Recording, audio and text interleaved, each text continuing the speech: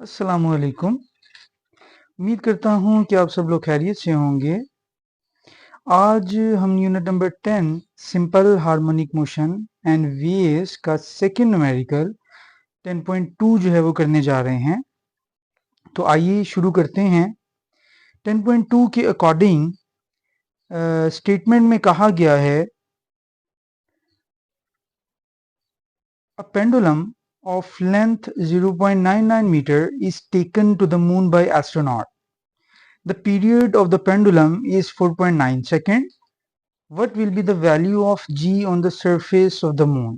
इसमें पूछा गया है कि एक पेंडुलम है जिसकी लंबाई 0.99 मीटर्स है, जो कि चांद पे एक एस्ट्रोनॉट की तरफ से जो है वो ले जाया गया है। उस पेंडुलम का टाइम पीरियड जो है वो 4.9 सेकंड है। हमने चांद की सरफेस के ऊपर जी की कीमत मालूम करनी है। तो आइए समझते हैं।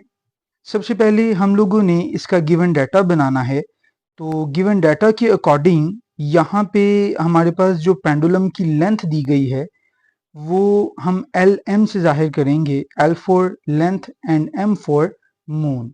तो यहाँ पे जो एल एम दी गई है वो है 0.99 मीटर्स, जबकि उसका जो टाइम पीरियड दिया गया है उसे हमने टी एम से जाहिर किया है और वो है 4.9 सेकेंड। जबकि यहाँ पे जो रिक्वायर्ड है हमारे पास, जो हम लोगों ने फाइंड करना है, वो है G M, G for gravitational acceleration and M for on the surface of the moon. Solution की तरफ बढ़ते हैं। यहाँ पे देखेंगे कि हमारे पास जो टाइम पीरियड का फॉर्मूला था वो आपको मैं याद करवाता चलूं कि T is equal to 2 pi under root L over G. हम लोग बखूबी वाकिफ हैं इस फॉर्मूला से। यहाँ पे हम लोग दोनों साइड पे इसका स्क्वायर ले लेंगे।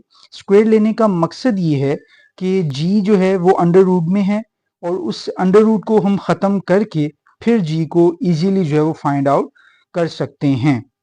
यहाँ पे जब सेकंड स्टेप में हम लोग इस फॉर्मूले का स्क्वायर लेंगे तो यहाँ पे ये थर्ड स्टेप में हमारे पास बनेगा T square is equal to 4 pi square L over G. जबकि फोर्थ स्टेप में हम लोगों ने राइट साइड पे जो जी डिवाइड हो रहा था लेफ्ट साइड पे उसको मल्टीप्लाई किया और टी स्क्वायर जो लेफ्ट साइड पे मल्टीप्लाई हो रहा था उसे राइट साइड पे लाके डिवाइड किया। और इस तरह से हमारे पास जो फाइनल फॉर्मूला बनता है वो है G is equal to 4 pi square L over T square. आप लोगों को याद होगा कि हम लोगों ने ऑलरेडी ये डिस्कस किया था, क्योंकि हम लोगों ने मून के सरफेस पे जी की वैल्यू फाइंड करनी है, तो हमें इस फॉर्मूला को इस तरह से प्रेजेंट करना होगा कि हम मून की सरफेस पे जी की वैल्यू फाइंड कर रहे हैं। तो उसके लिए हम लोग यहाँ पे जी के साथ बेस में एम लगा देंगे और एल और टी के साथ बी बेस में एम लगा देंगे, ताकि ये हमारे पास जो है ना वो स्पेसिफाई हो जाए कि हम लोग जो जी की वैल्यू मालूम कर रहे हैं वो स्पेसिफिकली हम लोग मून के सरफेस के ऊपर फाइंड कर रहे हैं। तो इसके अकॉर्डिंग जो हमारे पास जी का फॉर्मूला बनेगा वो आपको आपकी स्क्रीन पे दिखाई देगा। ये बनेगा हमारे पास फॉर मून, यानी यहाँ पे हम लोग जो है ना वो मून के लिए प्रेजेंट करेंगे इसे। वो बनेगा हमारे पास G M is equal to 4 pi square L base में आ जाएगा हमारे पास m और t की बेस में आ जाएगा हमारे पास m। मकसद मैं आपको ऑलरेडी बता चुका हूं कि हम स्पेसिफिकली मून पे जो है वो g की वैल्यू फाइंड करने जा रहे हैं, इसलिए हम लोगों ने उसे स्पेसिफाई करने के लिए उसकी बेस में m लगा दिया। सेकेंड स्टेप में हमारे पास G M will be equal to 4 as it is आ जाएगा। पाई की वैल्यू 3.14 है, उसका स्क्वायर ले लेंगे। एल एम की जगह पे 0.99 मीटर्स आ जाएगा और ओवर में 4.9 सेकेंड का होल स्क्वायर आ जाएगा।